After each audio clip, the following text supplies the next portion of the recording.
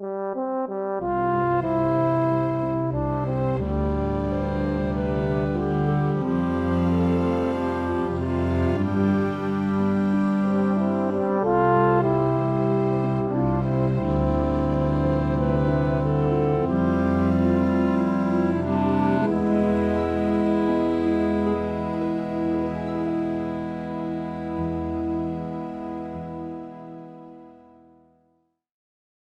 boa noite.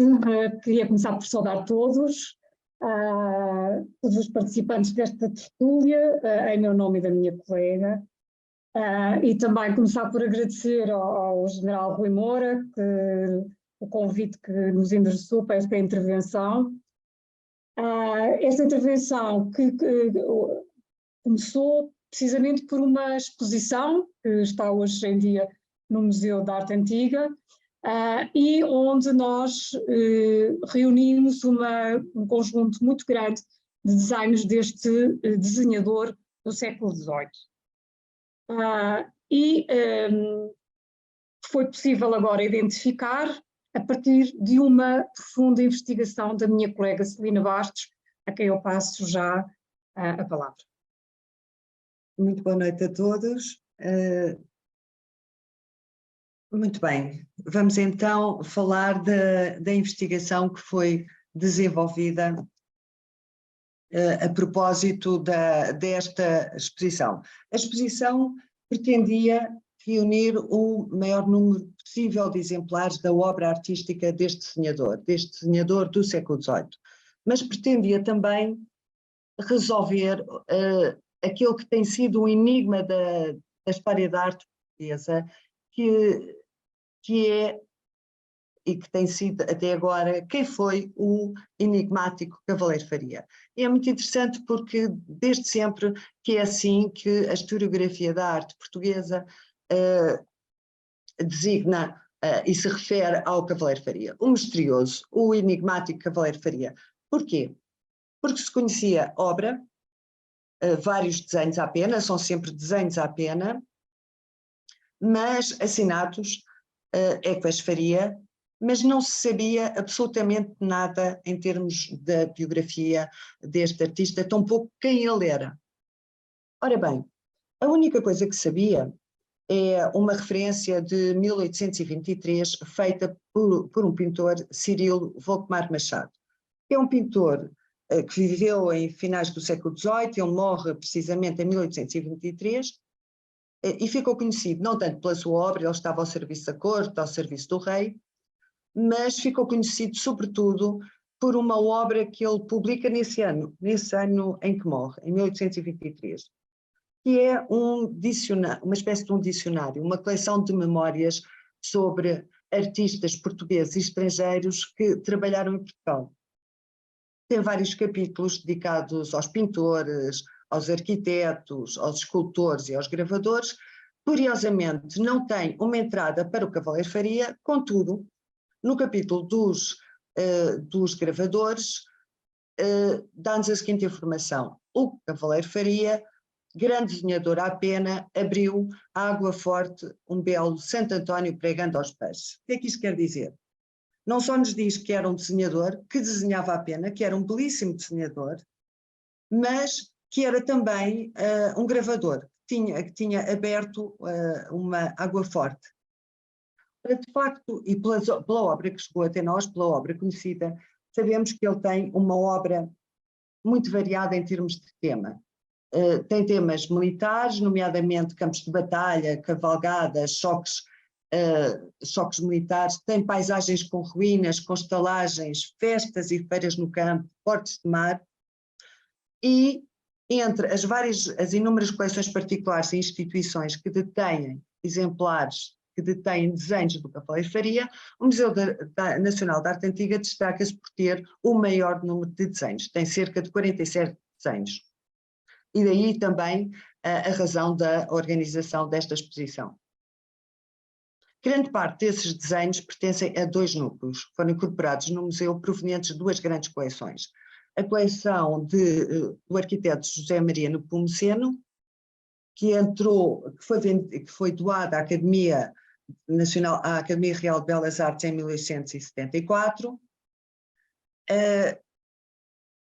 Porquê? Porque a galeria que tinha já, a Academia tinha já uma galeria de pintura, nos anos 60, 70 está já a tentar alargar e abrir salas, novas salas agora de desenhos, e entretanto todo esse acervo da Academia de Belas Artes acaba por transitar para o Museu de Belas Artes e Arqueologia, que vai ser inaugurado no Palácio das Janelas Verdes em 1884. Ora, o segundo grande núcleo de desenhos pertenceu a um historiador e crítico de arte, Joaquim de Vasconcelos, que os vende ao Museu Nacional de Arte Antiga, já após a República, em 1912, já na direção do seu primeiro diretor, José de Figueiredo, e esses desenhos pertenciam a uma vasta coleção, um núcleo de desenhos portugueses que pertenciam a Joaquim de Vasconcelos, e que por razões várias tinha que realizar dinheiro, tinha que se desfazer e pretende desfazer-se exatamente desse núcleo de desenhos portugueses. Tem várias propostas de compra, nomeadamente para o Brasil, São Paulo, mas tenta que os desenhos fiquem em Portugal e por isso os vende ao Museu Nacional de Arte Antiga. Todos estes desenhos conhecidos do Cavaleiro Faria estão habitualmente assinados Equas Faria, ou muito raramente Equas Faria Filhos, ou então apenas com monograma ou Faria. E são desenhos datados maioritariamente do período entre 1768 e 1771. Significa que tem uma grande atividade, não apenas em 68 e 69, mas sobretudo em 1770 e 71. E isto é tudo quanto se sabe até 1942. Por esta altura, Álvaro Neves, que é um bibliotecário arquivista da Assembleia Nacional, julga ter finalmente encontrado, ter identificado o Cavaleiro Faria. E avança com uma proposta. Ele identifica o Cavaleiro Faria como sendo António Leitão de Faria. E quem é este António Leitão de Faria? Curiosamente, e já agora, nesta obra, Álvaro Neves identifica uma série de desenhos do Cavaleiro Faria em várias coleções públicas e privadas. E avança com a hipótese de o Cavaleiro Faria ser António Leitão de Faria. Porquê? António Leitão de Faria, quem é? É um calígrafo, portanto, ele trabalha com a pena, com tinta, e é também um cavaleiro da Ordem de Cristo. Daí poder assinar Equas Faria. E é filho, por sua vez, de um outro calígrafo, que foi também gravador, pintor, André Leitão de Faria, que era por sua vez também cavaleiro da Ordem de Cristo, o que poderia explicar aquela rara assinatura Equas Faria Filhos. António Leitão de Faria nasceu em 1684, o que significa que naquele período de grande atividade conhecida do Cavaleiro Faria, portanto, compreendida entre 1768 e 1771, seria já um homem de 80 e muitos anos. Ora, ao longo desta investigação, foi possível encontrar novos desenhos, e nas últimas 2 décadas surgiram muitos desenhos à venda em diversas casas leiloeiras, e que nos permitiu alargar o período de atividade do Cavaleiro Faria.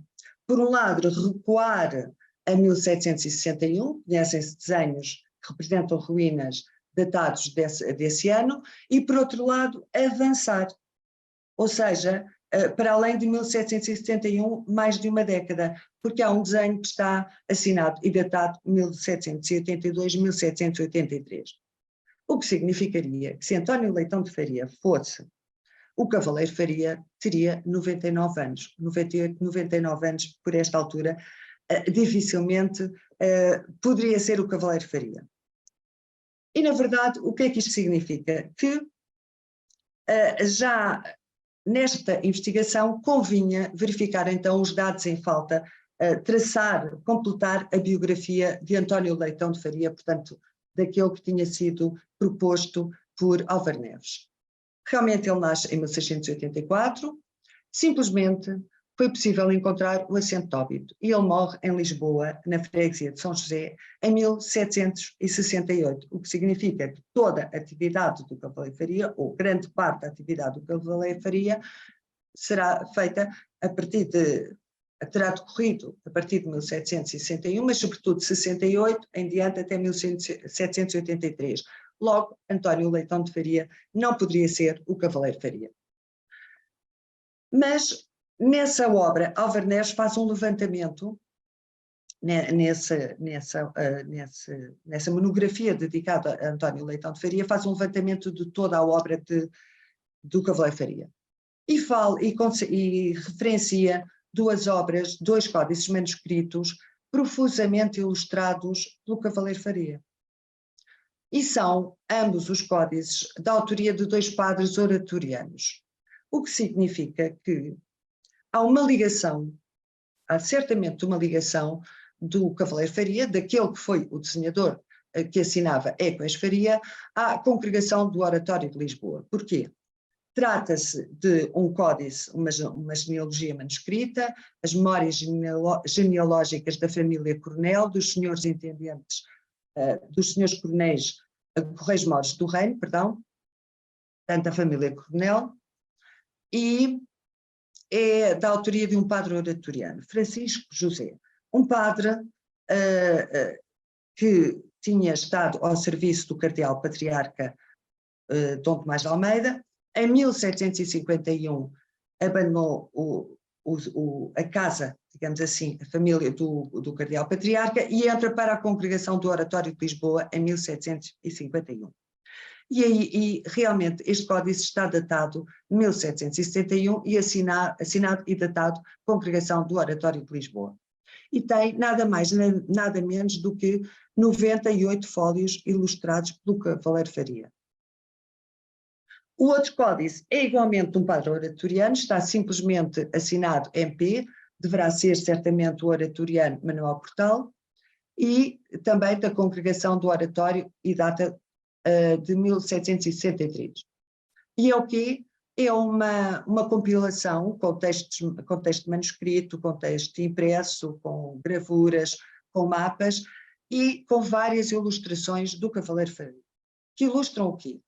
Esta compilação narra a nossa participação, a participação de Portugal na Guerra dos 7 Anos, e que aconteceu em 1762, ao longo do ano de 1762, e que ficou conhecido por Guerra Fantástica, porque não teve propriamente batalhas, mas sim alguns confrontos fronteiriços entre o exército espanhol com os seus aliados franceses que tentam entrar em Portugal e, por essa altura, é chamado a Portugal, enviado pelos ingleses, pelos nossos aliados, o Conde de Lippe, que se vai tornar o Marechal-General exatamente do exército português. E são esses vários acontecimentos que estão aqui ilustrados, o choque de Nisa, o choque do Alvito, mas também vários retratos dos generais e dos ingleses e do Conde de Lippe.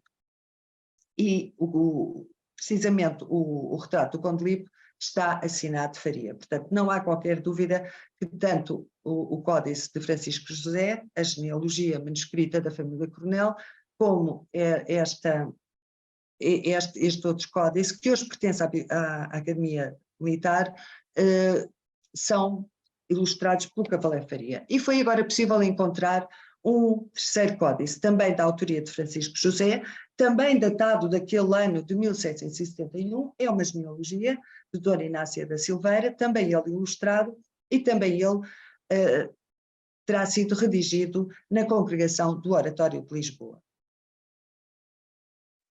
Ora, esta obra de Álvar Neves, quando identifica António Leitão de Faria como o Cavaleiro Faria, por muito que tenha, enfim, que se tenha enganado, que não seja de facto o Cavaleiro Faria, tem uma belíssima recolha de toda a obra existente, quer em coleções particulares, quer em instituições, nomeadamente no Museu da Arte Antiga. E através dessa recolha foi possível, que é referido por Álvaro Neves, a existência de 5 desenhos na Biblioteca Pública de Évora, e todos eles, ou quase todos eles, assinados Equas Faria.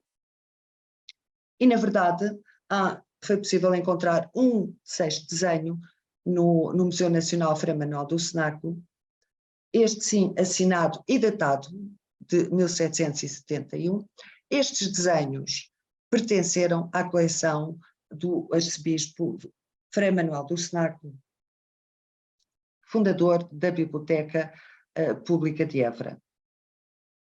Ora, é também na Biblioteca Pública de Évora, que foi fundada pelo arcebispo no início do século XIX, que se guarda um vastíssimo espólio epistolar do arcebispo. E havia que encontrar, então, já que havia 6 desenhos que pertenceram à coleção de Frei Manuel do Cenáculo, talvez que entre essas inúmeras cartas trocadas, algumas trocadas com agentes que compram pintura, que compram desenho, ou em que tece considerações sobre alguns artistas, alguma troca de correspondência com alguns pintores, talvez fosse possível encontrar alguma informação que nos levasse a identificar, a saber quem era realmente o Cavaleiro Faria. Mas foi melhor do que isso, foi possível encontrar a carta de oferta que acompanhava a oferta dos 6 desenhos ao Frei Manuel do Cenáculo. E essa carta, que deve datar pouco depois de 1771, uma vez que um dos desenhos está datado de 1771, está endereçada ao bispo de Beja, a Frei Manuel do Cenáculo. Portanto, Frei Manuel do Cenáculo, na década de 1770, estava em Lisboa, está ao serviço do rei Dom José, e só depois, com a morte do rei, com o afastamento do Marquês de Pombal, porque Frei Manuel do Cenáculo era um homem muito próximo do Marquês de Pombal, ele, com a morte do rei e o afastamento do Marquês de Pombal, vai para Beja e toma posse do seu bispado. Só no início do século XIX irá para Évora. E nesta carta, que está assinada, temos um nome, Inocêncio de Faria Aguiar. Portanto, o autor dos desenhos e o autor da oferta desses desenhos que estão assinados é Equas Faria, esses 6 desenhos, e é dito na carta que são 6 desenhos, portanto, exatamente o número que existia na antiga coleção Cenáculo, está assinada Inocêncio de Faria Aguiar. Portanto, passamos a ter um nome. Mas mais do que isso, esta carta diz-nos que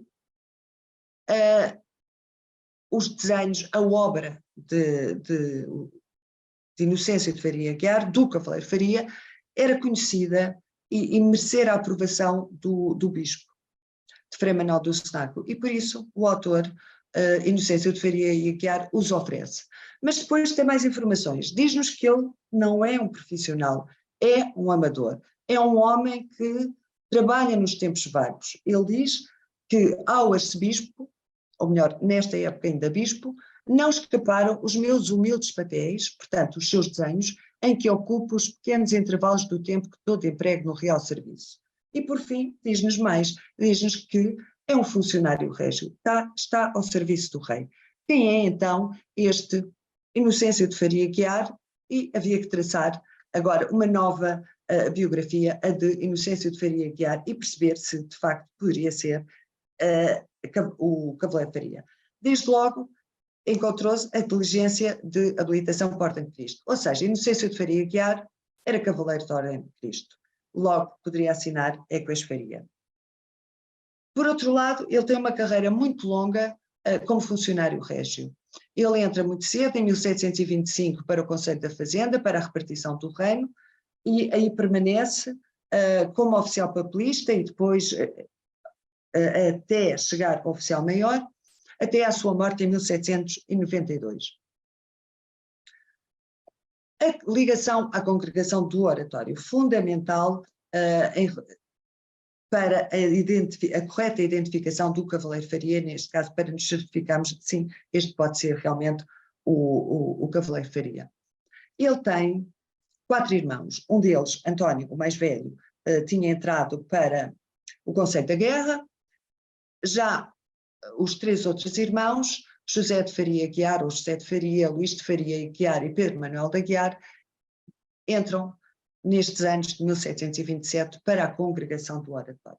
Inicialmente para o noviciado da Congregação do Oratório de Braga, mas sabemos, através da documentação, todo o levantamento que consegui fazer, sobretudo a documentação que existe no Arquivo Nacional da Torre do Tombo, que estão documentados para, já na segunda metade do século XVIII, pelo menos José de Faria e Pedro Manuel de Aguiar, pertencem ainda à Congregação do Oratório, mas já à Congregação do Oratório de Lisboa. Por exemplo, o padre José de Faria, um dos irmãos, ele está em 1751 na casa-mãe da Congregação do Oratório de Lisboa, que é o Convento do Espírito Santo da Pedreira, que foi muito tempo foram os armazéns do Chiado, e ele está aí por ocasião do terremoto em 1755, sobrevive, tal como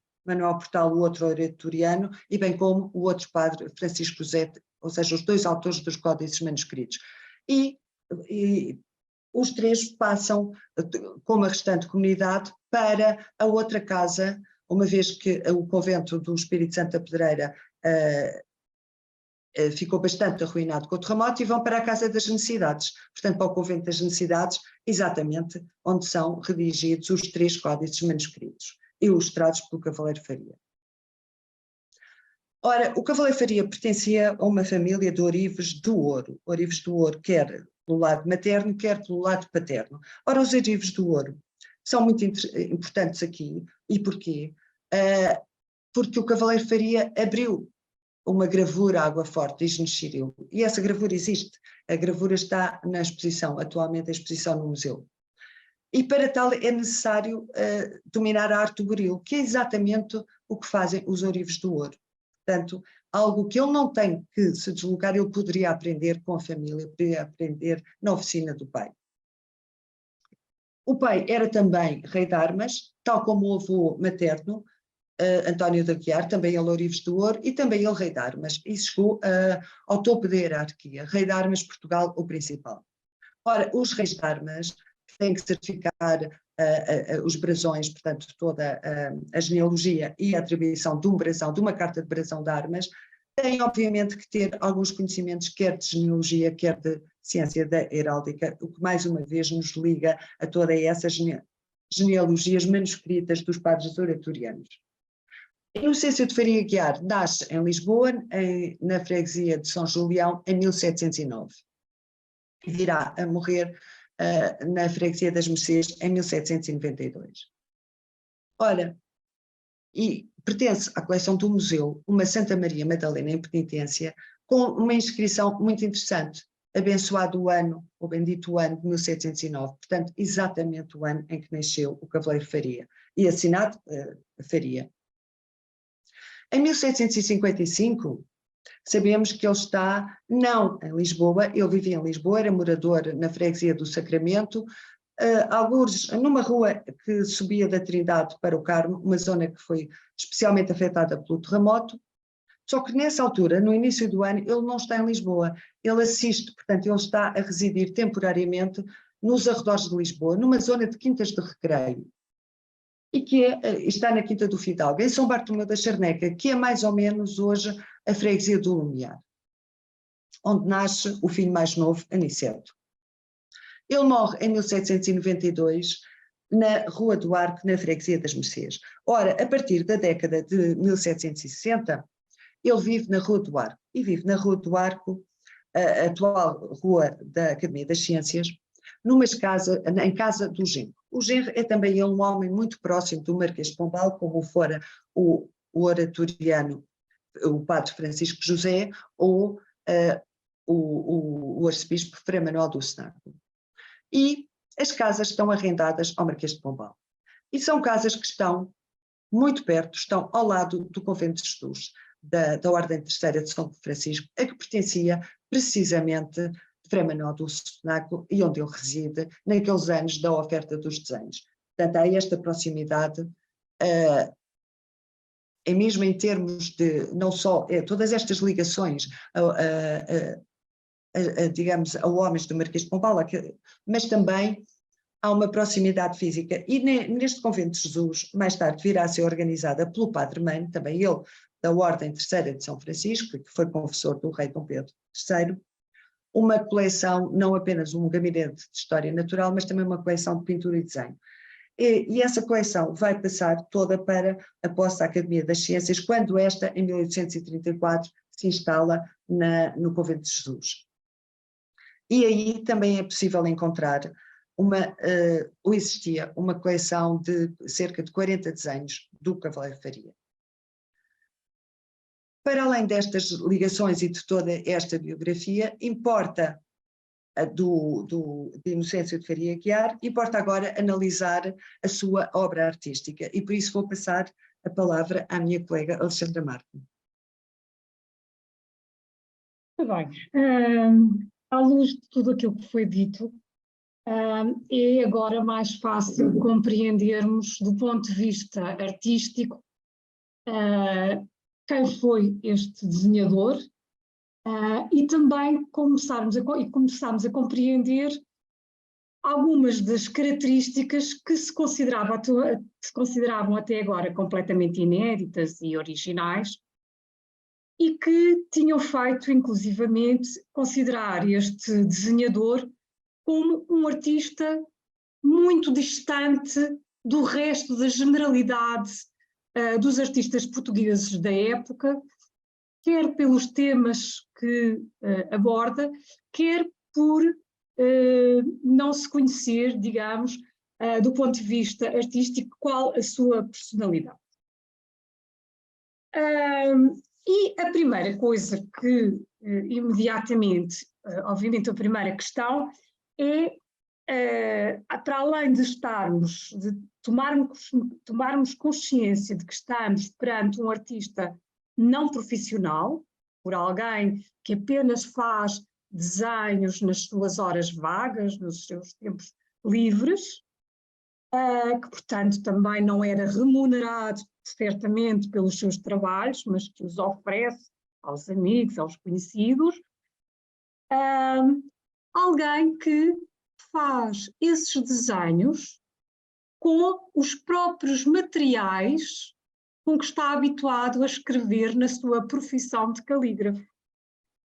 Porque apenas encontramos Inocêncio de Faria Aguiar a utilizar como meio de desenho apenas a pena e a tinta castanha. A pena que nesta altura ainda era a pena de aves, ainda não há penas industriais, com lâmina de metal, ainda não existe. Nesta altura ainda são penas de aves aparadas à mão e com as tintas também feitas por quem utilizava. Portanto, não há ainda materiais que se vão comprar às lojas, não. Ainda os artistas e quem trabalha têm que fazer os seus próprios materiais. Mas são exatamente, é o mesmo meio, como aqui vemos nestas gravuras de Agostino Carracci, enfim, um artista italiano, mas o mesmo à direita, as mesmas mãos que utilizam a pena para escrever, encontramos-las à direita a utilizar a pena para desenhar. É exatamente o mesmo material. E esta questão da técnica é uma questão muito importante neste contexto, porque a utilização da pena para o desenho é algo que está já nesta altura a ser abandonado pelos artistas internacionalmente. Porquê? Porque desenhar à pena é algo de muito lento, que requer muito treino, muita paciência, é um desenho muito demorado, que se algo corre mal, se há um borrão de tinta, não pode ser apagado, tem que ser recomeçado, e, portanto, os artistas, na generalidade, já estão a abandonar este material, para outros mais rápidos, para os lápis, para os pincéis, para carvão, para muitos outros, e estão a abandonar já a utilização da pena. Mas, efetivamente, Inocêncio de Faria Aguiar, com a sua experiência profissional como calígrafo, ele estava treinadíssimo para a utilização deste material e, portanto, utiliza-o da mesma forma quer para a escrita como para o desenho. O grande tratado, que nos dá a conhecer como é que se utilizava a pena de escrever e de desenhar desta altura, é o célebre tratado, muito conhecido, de Manuel de Andrade Figueiredo, chamado Escola para Aprender a Ler, Escrever e Contar, e que foi publicado em Lisboa pela primeira vez, em 1722, e que ensina os mestres de escola a ensinar as crianças a ler e a escrever, e fazia parte ensinar também a talhar as penas e como fazer uma pena para escrever, como fazer tinta para escrever. E, portanto, isso é tudo ensinado neste manual. E, de facto, era algo de extremamente complexo, muito complexo, porque havia 7 formas diferentes de aparar o bico, portanto, com 7 pontas diferentes, consoante o traço, mais largo, mais fino, mais sutil, enfim, mais para traços cruzados ou pequenos traços. Portanto, são 7 formas diferentes de talhar o bico da pena. E essas penas que nos ensinam eram penas de aves, normalmente o ganso, ou o cisne, o corvo, e utilizava-se apenas as penas da asa direita de cada ave, por causa da inclinação da mão, e efetivamente, portanto, isso era preciso, estes tratados dizem-nos que para um dia de trabalho, uma jornada de trabalho, que um calígrafo, um escriturário, precisava de cerca de 7 penas para escrever. Portanto, imaginem a quantidade de penas e o que é que era necessário de trabalho para produzir este tipo de traçados.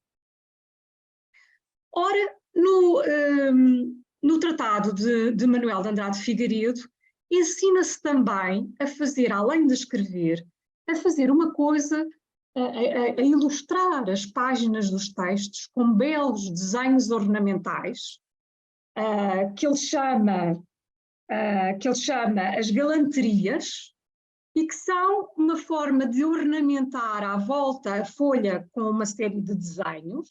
Ele dá vários exemplos no tratado dele, publica vários desses desenhos, e que são apenas formas decorativas de ornamentar bem a folha, uma folha bem escrita. Ora, este tipo de traçado e este tipo de ornamentação vai dar um novo prestígio ao desenho à pena, e vai fazer entre nós em Portugal e nos territórios portugueses, vai arrastar uma prática que no resto da Europa já estava a cair em desuso, estas belas folhas ornamentadas no resto da Europa já estavam a cair em desuso, tinham sido muito utilizadas no século anterior, mas como o Tratado de Manuel de Andrade Figueiredo é ainda do princípio do XVIII, isso faz com que esta prática entre nós se arraste ao longo do século XVIII. A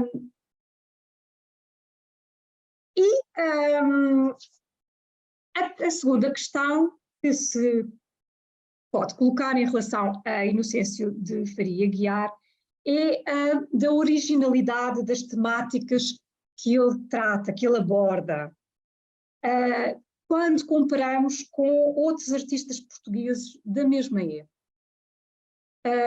em que os temas dele são muito mais amplos, temas que nós não encontramos tratados por outros, como por exemplo os temas militares, como por exemplo as vistas de ruínas, como por exemplo o tema da paisagem, que não há pintores paisagísticos em Portugal nesta época,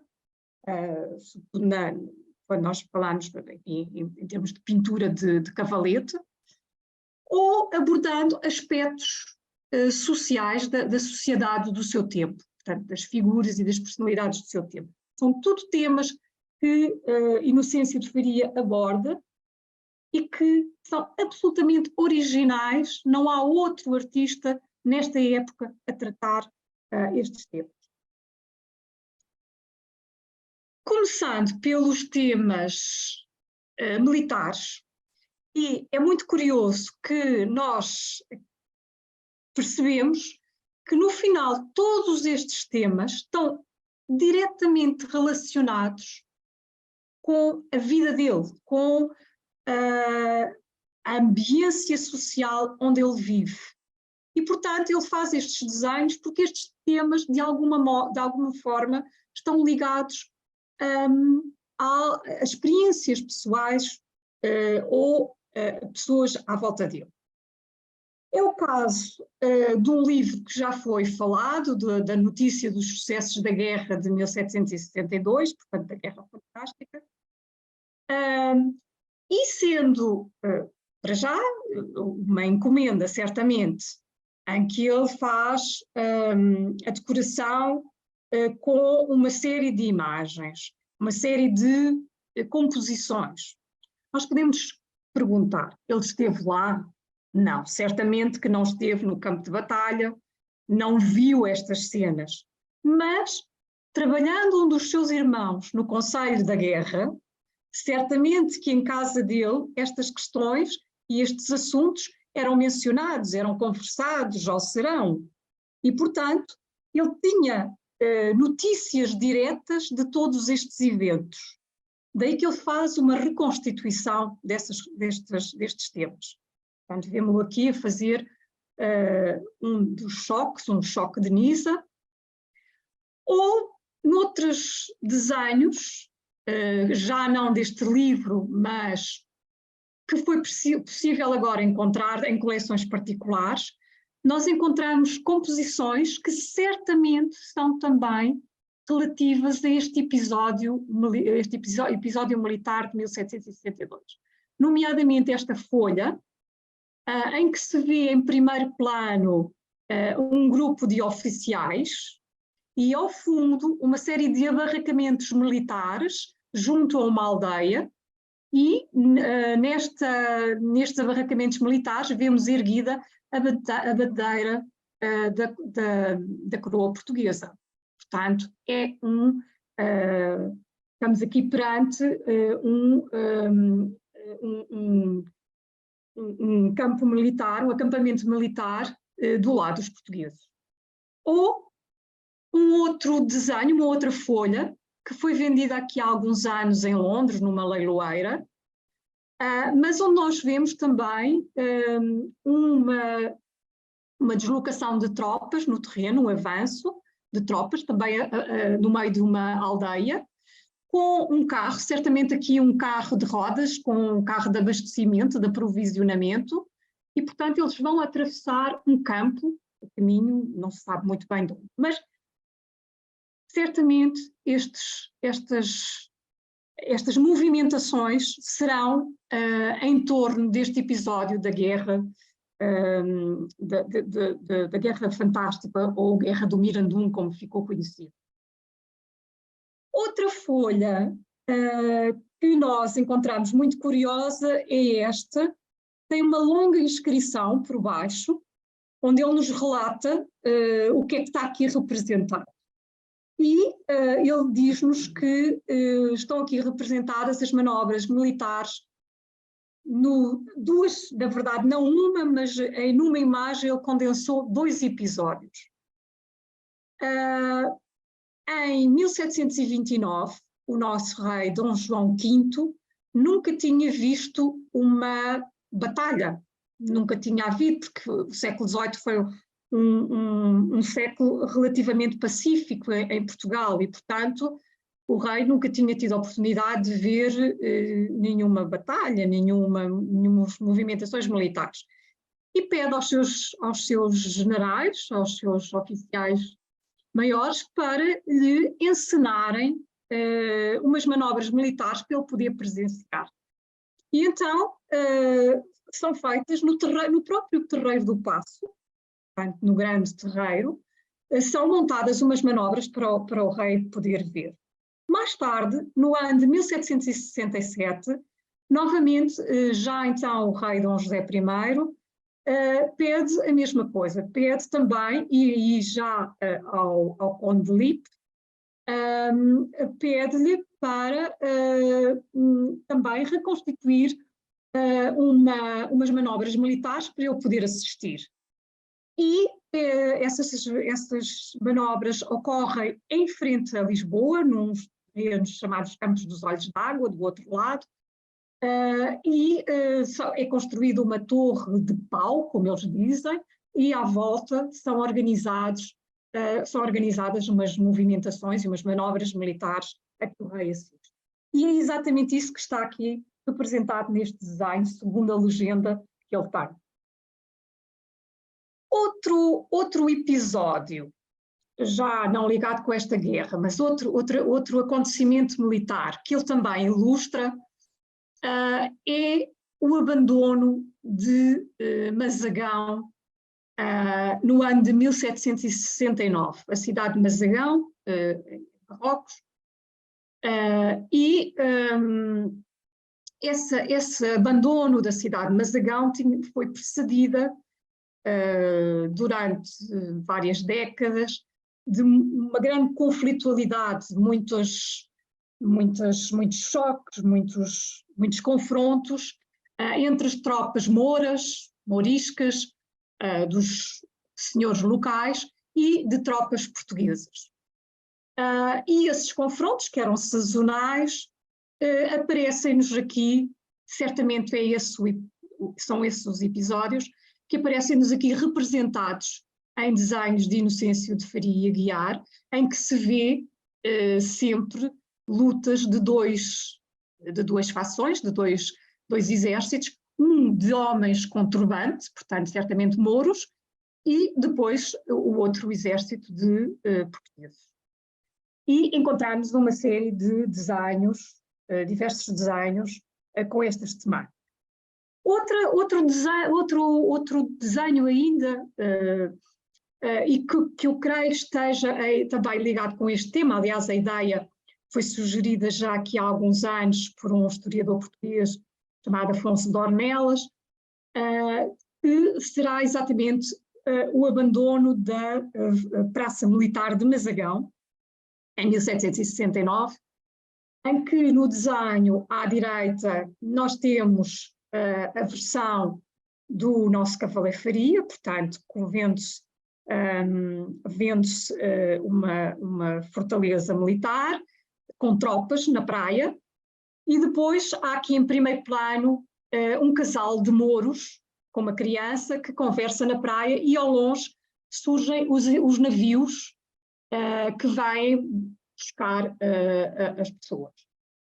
Ora, Inocêncio nunca esteve em Mazagão, não sabia como é que as coisas, como é que era o aspecto da cidade, não conhecia nada daquilo, e para evocar uma fortaleza militar, ele vai buscar, reparem à esquerda, vai buscar um desenho gravado, um desenho de um desenhador italiano chamado Stefano Della Bella, que foi gravado no século XVII por um gravador Israel Silvestre.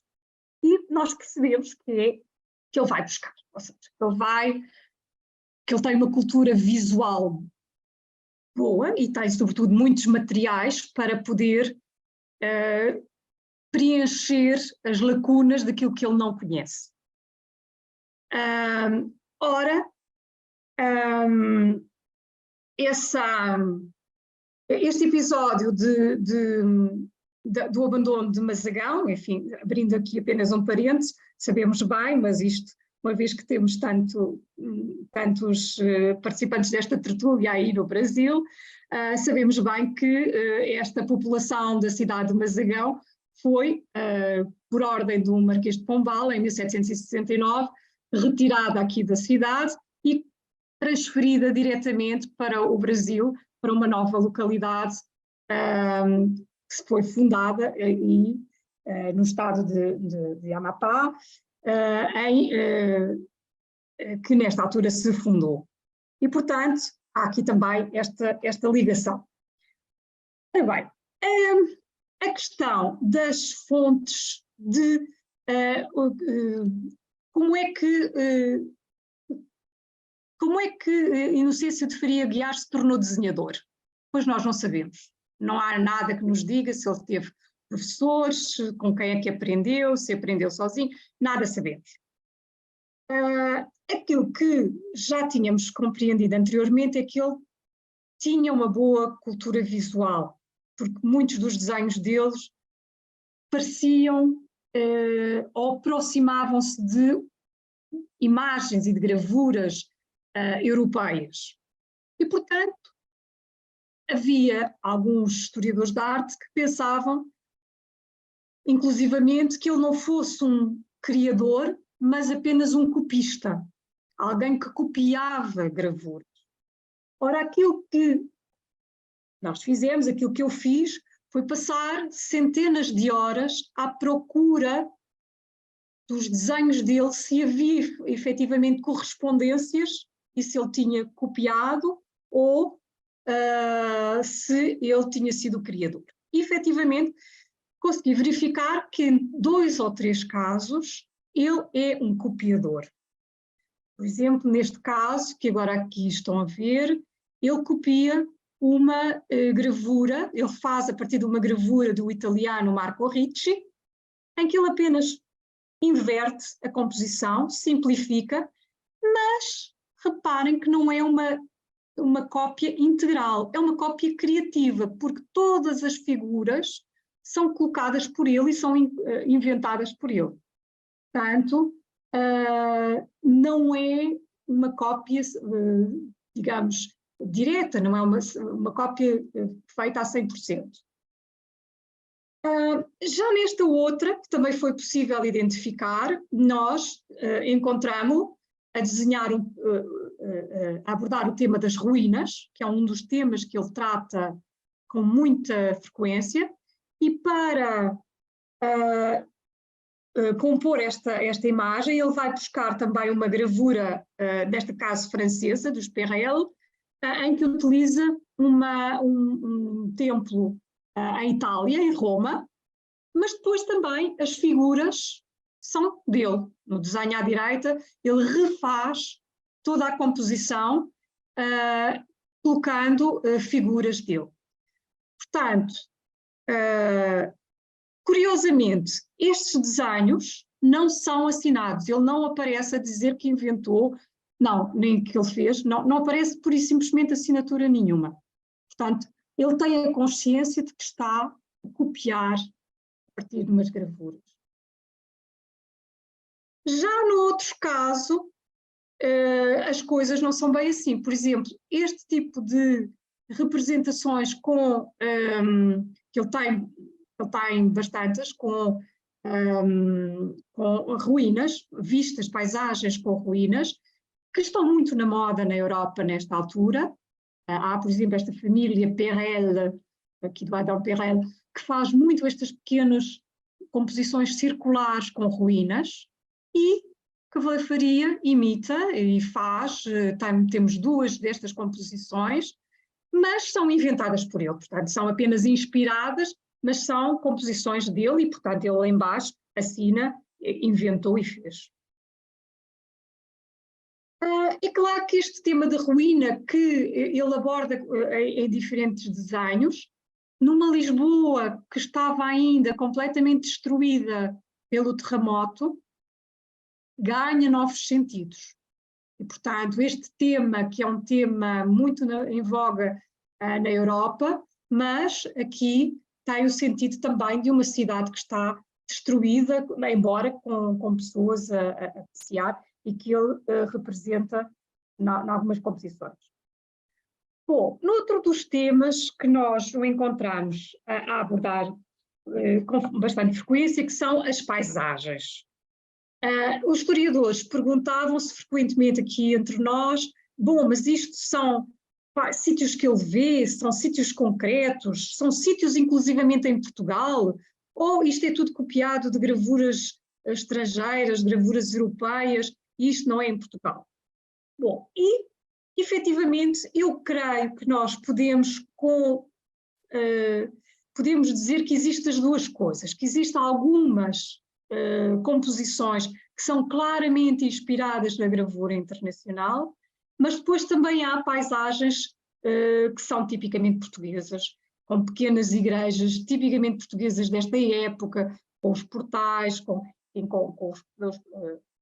os camponeses, e portanto que são estas charnecas aqui à volta de Lisboa, que nesta altura, no século XVIII, seriam ainda muito ermas, assim como ele as representa neste desenho, ou neste outro aqui assim.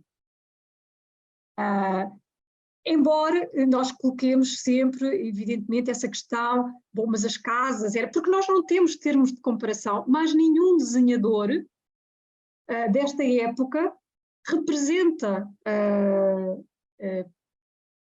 Portugal, as terras portuguesas, as paisagens portuguesas, e portanto nós não temos termo de comparação para saber se as casas na altura eram exatamente assim, se os sítios eram exatamente assim, se as cidades eram assim como elas as representam, embora muito possivelmente sim, porque as igrejas são uma tipologia que é comum com uma só torre, como é habitual, como era habitual nas igrejas portuguesas desta época, as casas, bom, tudo nos faz pensar que sim, embora não saibamos se isto representa sítios em concreto ou sítios imaginados.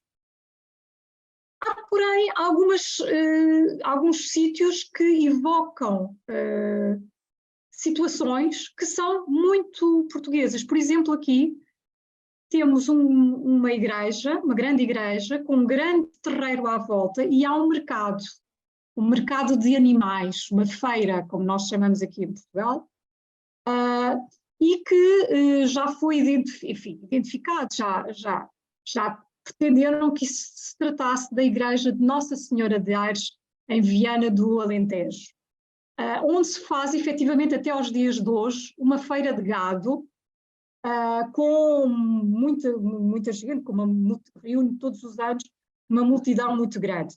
E, portanto, este pode ser bem o ano passado da feira de Nossa Senhora de Aires,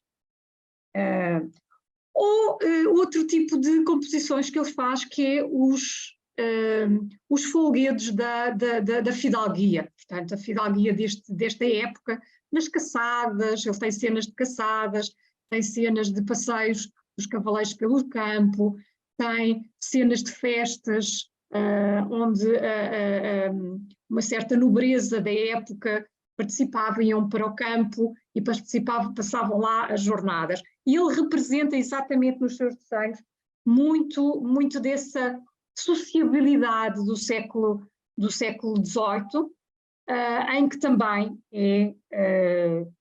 praticamente é o único que aborda este tipo de temas.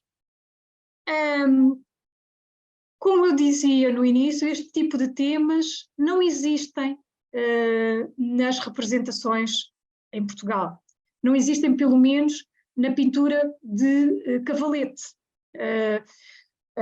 Se nós procurássemos onde é que ele se poderia ter inspirado, ou o que é que ele estava a fazer, nós tínhamos que pensar muito mais nos azulejos e nas cenas, na pintura de azulejos, onde aí sim temos este tipo de cenas, encontramos muitas vezes caçadas, vida dos fidalgos no campo, nos sítios, nas suas casas de sítio, e não na cidade.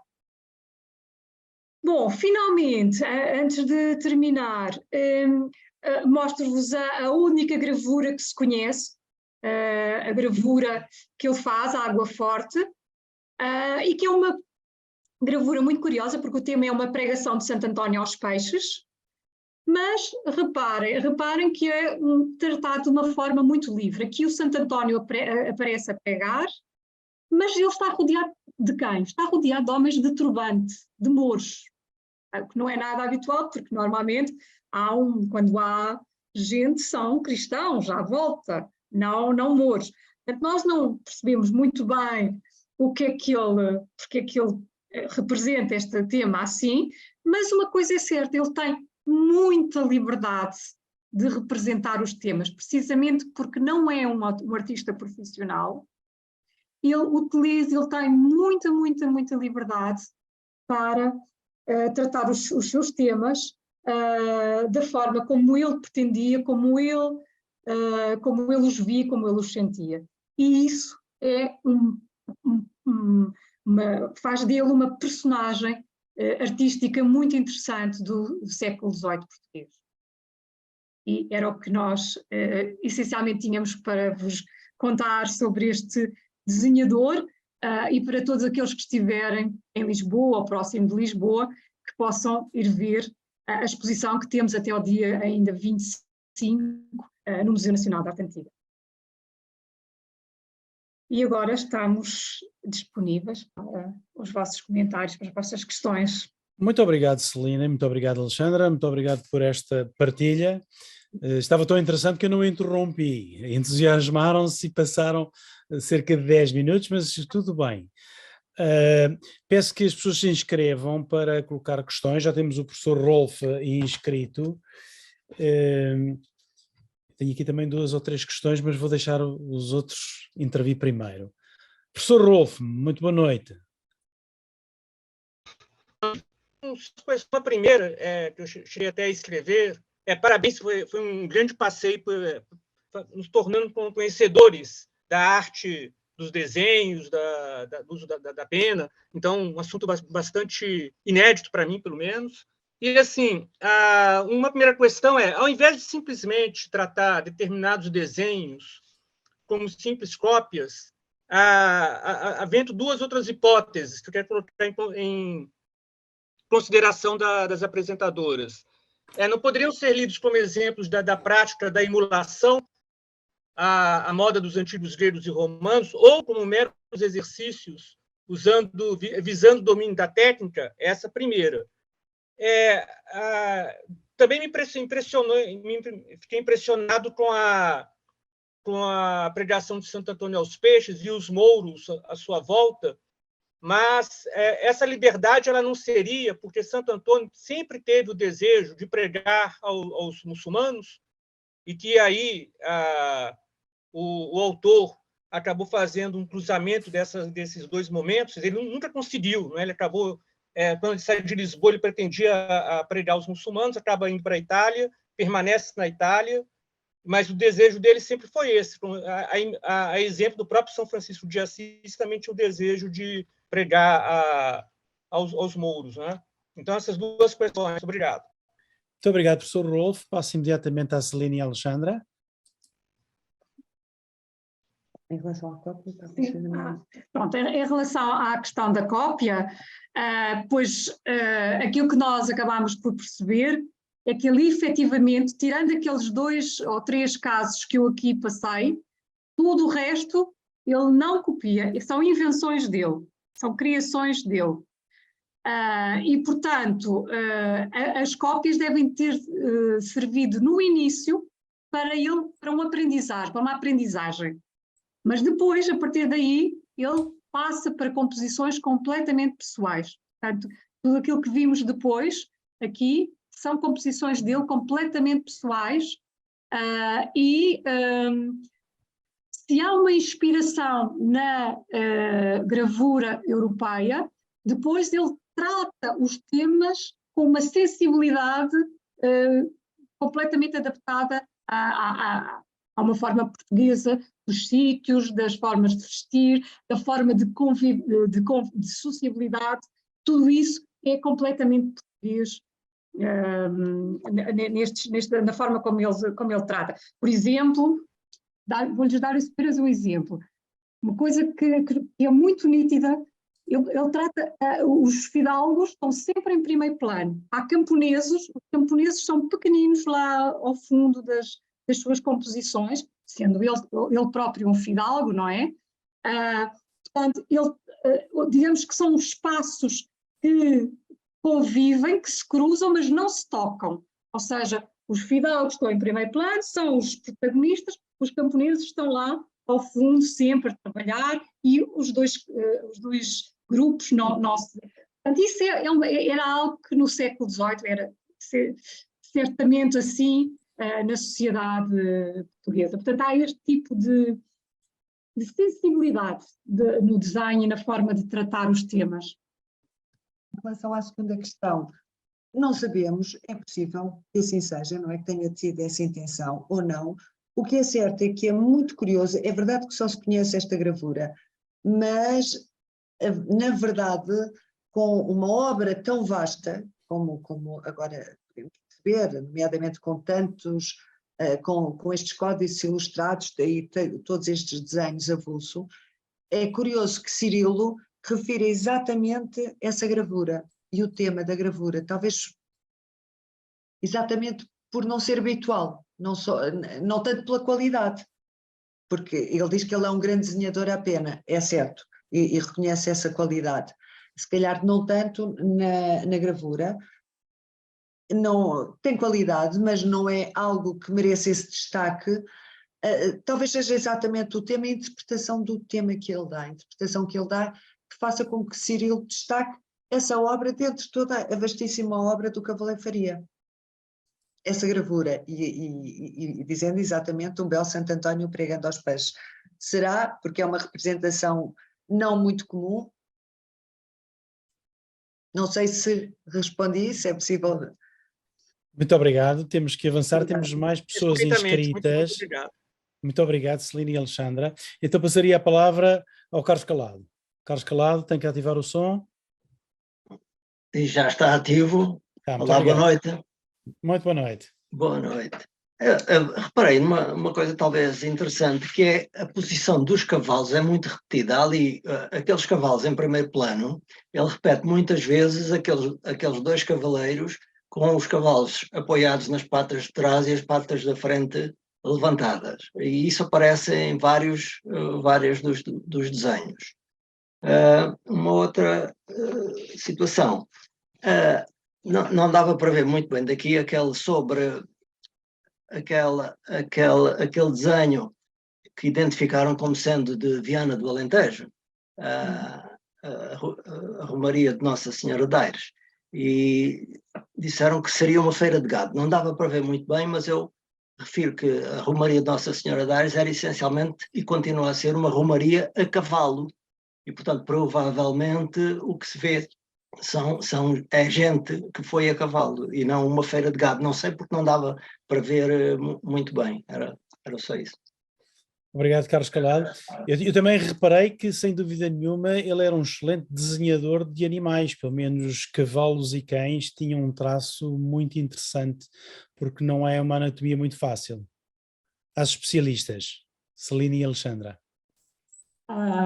É muito curioso, no livro que ele ilustra dos Correios Mores, ele aborda imenso o tema dos animais. Ele tem imensos animais e tem animais desenhados que não são de portugueses, são mais brasileiros. ele tem araras, ele tem uma série de tartarugas que não são de cá, e nós perguntámos, bom, mas onde é que eles viu? Onde é que eles viu?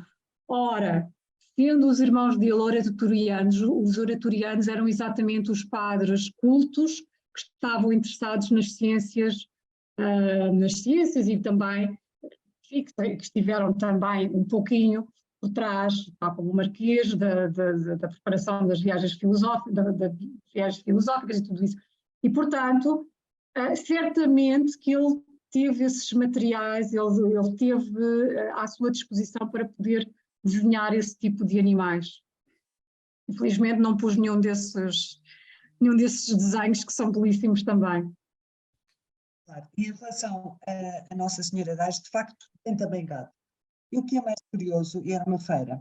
O mais curioso, e em relação também à representação dos cavalos. Isto convém falar nas suas relações pessoais. Ele tinha um primo, Luís Bartolomeu de Faria, pertencia ao Arsenal, ao Real Arsenal, e ele tinha também, ele estava ao serviço do Duque de Cadaval, mas comprava e vendia nas feiras, comprava gado, comprava sobretudo cavalos, comprava aos castelhanos e depois vendia, e comprava nas feiras da corte, ou seja, de Lisboa e arredores, e nas do Alentejo. E tinha em Lisboa, em casa, tinha vários moços, como ele dizia, que tratavam dos cavalos, que iam comprar e vender também nas feiras, mas tinha também uma escola de ensino. Portanto, daí essa ligação também, se calhar, a ensino, equitação, não é? Portanto, essa ligação aos cavalos e à representação. Por outro lado, esse mesmo primo, durante o ano 1762, foi precisamente quem percorreu, foi um dos, talvez não muitos, que percorreu o país para entregar as roupas, as munições ao exército de norte a sul do país durante a Guerra Fantástica, 1762. E se calhar é isso, e daí estas representações. Já a Viana do Alentejo, a igreja que ali está, não é a igreja que conhecemos hoje, porque ela sofreu várias alterações, está terminada no final do século XVIII, mas a verdade é que, quer no passado, nos anos 40, quando foi escrito o livro de Álvaro Neves, que fez aquela primeira identificação do Cavaleiro Faria, quer atualmente, quando se mostra alguém de Évora ou ali da região, não sei como me identificam imediatamente como sendo aquela igreja e referem à feira. Uma feira que de facto se fazia no passado, e ali estão vários animais, ovelhas, gado. Não sei se respondemos à questão. Muito obrigado pelas respostas. Tenho que fechar as inscrições, portanto já tenho 13 inscritos. O tempo já vai avançado, pedia o máximo capacidade de síntese, quer quem quiser fazer as intervenções, quer depois as próprias Celina e Alexandra. Portanto, eu passo a palavra ao Miguel Cavique. Boa noite a todos. Muito obrigado pela apresentação e pelo imenso trabalho que devem ter tido para conseguir descobrir quem é que seria então o Cavaleiro Faria. E algo que achei interessante é que este Cavaleiro Faria era Cavaleiro da Ordem de Cristo. E ele assina como Cavaleiro, o que mostra que a Ordem de Cristo na altura ainda tinha peso na sociedade. Aliás, o rei, os nossos sucessivos reis, eram os grão-mestres da ordem e nunca abdicaram desse título. Ele, por outro lado, está ali junto à Academia das Ciências e na altura havia uma ligação entre a ordem e a ciência natural. Pergunto se consegue-se, a partir dos desenhos dele, inferir alguma coisa do que é que seria um Cavaleiro da Ordem de Cristo no século XVIII. Enfim, no século XIX pois são extintas, não é? Há alguma decadência, mas consegue-se perceber, no fundo, os herdeiros das nossas descobertas, dos templários, etc. Consegue-se perceber qual seria a personalidade, qual seria o tipo, qual seria o estatuto nessa época. Obrigado. Muito obrigado, Cavik. Na verdade, não são poucas as pessoas que conseguem obter essa mercê régia, portanto, a da Ordem de Cristo, ser cavaleiro da Ordem de Cristo. Os filhos também conseguem, os irmãos, claro, sobretudo na segunda metade do século XVIII e talvez daí em diante. Os filhos dele também conseguem, não só são cavaleiros da Ordem de Cristo, mas conseguem mesmo brasão de armas. Portanto, a geração seguinte, percebe-se realmente que há uma ascensão social. Mas não é algo que seja muito exclusivo. Aliás, pode-se pagar. Na verdade, caçaram-lhe parte do ordenado para os filhos serem cavaleiros da Ordem de Cristo, porque havia impedimentos vários, tinham umas avós de segunda condição e, portanto, isso era possível. E se lermos os estrangeiros que estiveram em Portugal, por exemplo, na segunda metade do século XVIII, todos eles referem, estão em casa do Marquês ou de qualquer outro titular, e dizem que acham muito estranho porque há muita gente à volta a servi-los exatamente com a ordem. São cavaleiros da Ordem de Cristo. Claro que é importante, mas não é se calhar o que foi no passado. Mas é importante, sem dúvida, e percebe-se uma clara ascensão social desde os avós, que eram ourives, que já eram reis de armas, são cavaleiros da Casa Real, mas só mais tarde, só ele é que realmente é cavaleiro da Ordem de Cristo, ele e os irmãos, depois os filhos, e já só com os filhos é que conseguem essa carta de brasão de armas. Não sei. Muito obrigado, Celina. Celina. A sua pergunta? Passaria a palavra ao António Andrade. Agradeço que seja muito sintético. Acho que já está. Muito boa noite, vou ser muito sintético.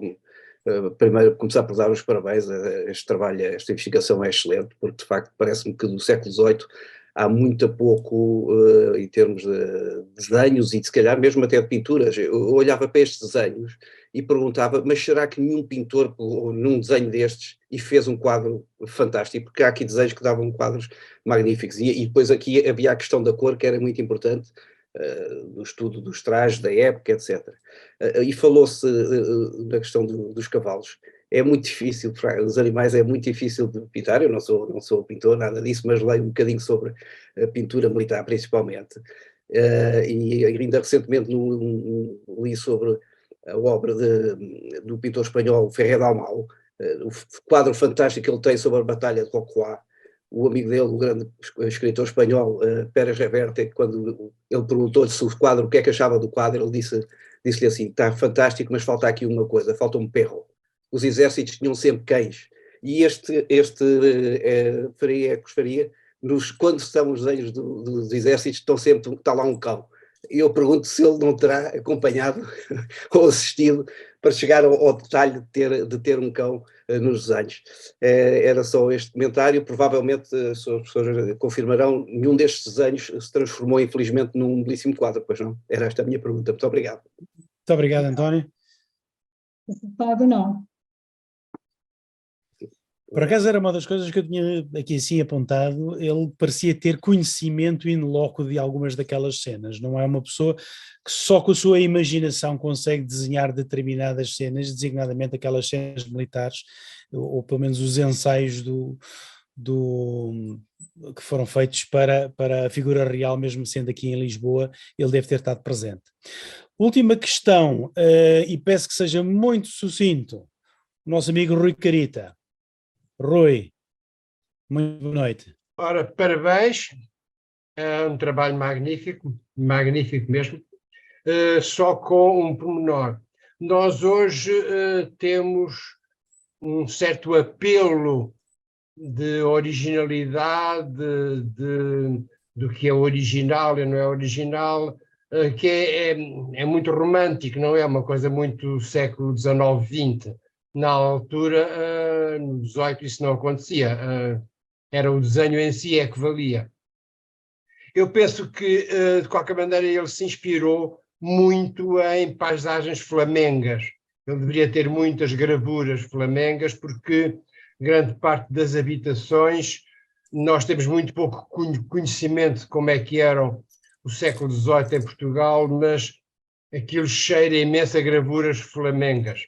Outro aspecto do Santo António de Lisboa ou de Pádua é que no início do XVIII, uma dos títulos de Santo António é Santo António da Moraria.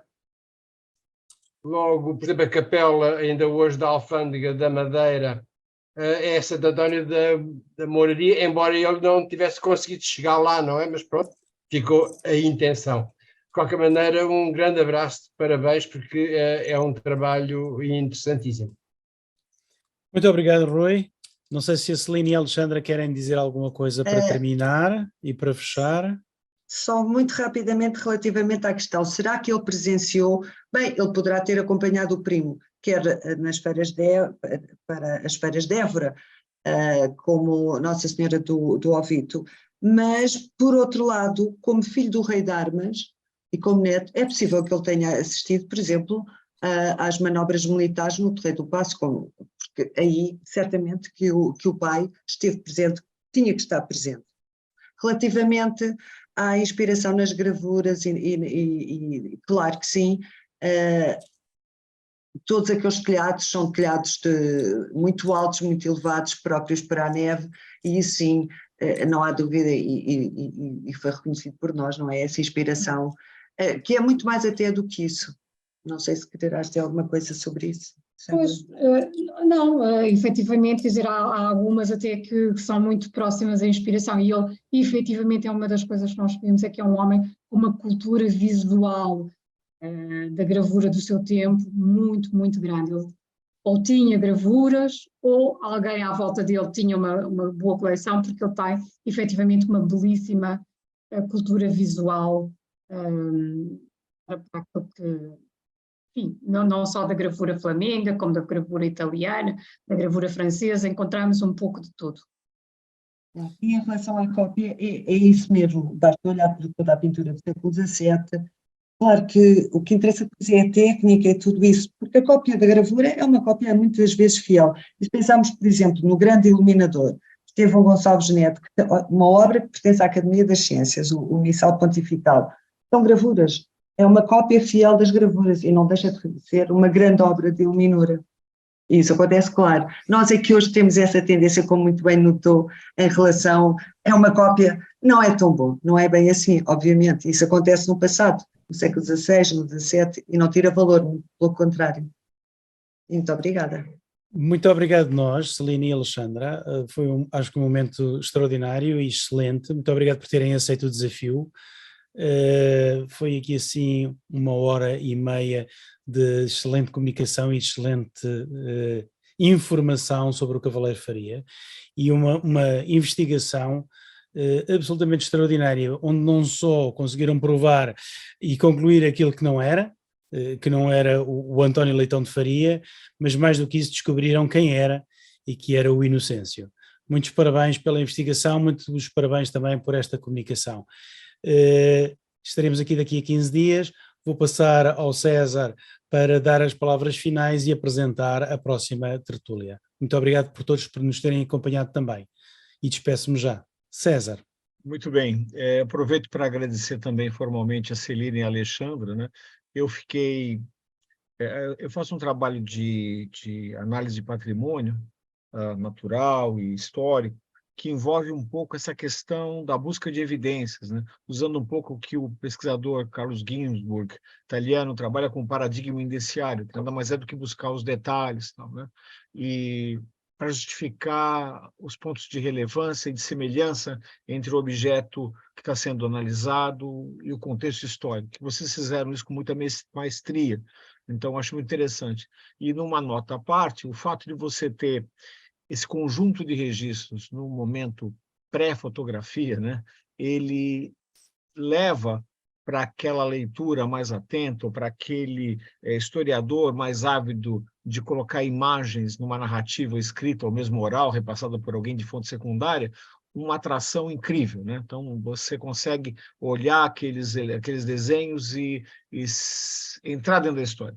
Eu que trabalhei com cinema há muito tempo, e principalmente com storyboards, né, vejo que é como se eu estivesse vendo alguém fazendo a direção de arte de um filme histórico. É muito interessante. Eu acho que o registro disso em vídeo que nós estamos fazendo aqui vai ter um apelo que vai muito além da questão meramente histórica. Isso colocado, eu quero falar sobre a nossa próxima tertúlia, que acontece daqui a 15 dias, nessa mesma sala. Da mesma forma que a de vocês trouxe um elemento de arte, de design para a nossa conversa, essa próxima foge um pouco do foco exato da história, embora ele seja um tema que esteja implícito na ideia. O tema da próxima tertúlia é sobre cidades e bairros educadores, né? Os olhares da preservação do patrimônio a partir de Paulo Freire. O objetivo dessa tertúlia é evidenciar princípios que estão presentes em propostas e práticas dos chamados cidades e bairros educadores, que são relacionados à intenção de uma ressignificação, de uma articulação de equipamentos públicos em contextos urbanos em prol da melhoria da qualidade de vida das populações ali existentes, né? Então, é a educação como uma forma de ressignificar a ocupação de espaços por pessoas, que é uma coisa muito importante em termos de patrimônio. Quem vai falar com a gente? O professor doutor Alexandre Saul. O Alexandre é doutor em educação pela Pontifícia Universidade Católica de São Paulo e tem uma pesquisa muito intensa em políticas e práticas de currículo e formação docente. Ele é docente pesquisador da Universidade Católica de Santos, ele é coordenador do programa de pós-graduação estrito sensu em educação, mestrado e doutorado de nossa universidade. Coordena também a cátedra Paulo Freire da universidade desde 2018, sendo membro titular do Conselho de Ensino e Pesquisa e Extensão da universidade e vice-coordenador do Fórum de Coordenadores de Programas de Pós-Graduação no Brasil, em educação, na região sudeste do Brasil, desculpe, sendo membro da diretoria da Associação Brasileira de Currículo. Ele é membro do grupo de trabalho de currículo da Rede Freire de Pesquisadores e do grupo de pesquisa Currículo, Cultura e Diferença. Bom, é isso. Eu espero que vocês divulguem essas próximas tertúlias, que tenham se inscrito no nosso canal. E hoje eu vou ter o prazer de encerrar, então. Geralmente é o Rui que faz isso, mas eu aproveito aqui. Em nome do Secomande, um bom domingo a vocês amanhã. Boa quinzena, a gente se vê daqui a 15 dias. Um abraço a todos. Muito boa noite, um abraço a todos. Muito obrigado por estarem todos presentes. Mais uma vez, muito obrigado, Alexandre e Celina. Muito obrigado.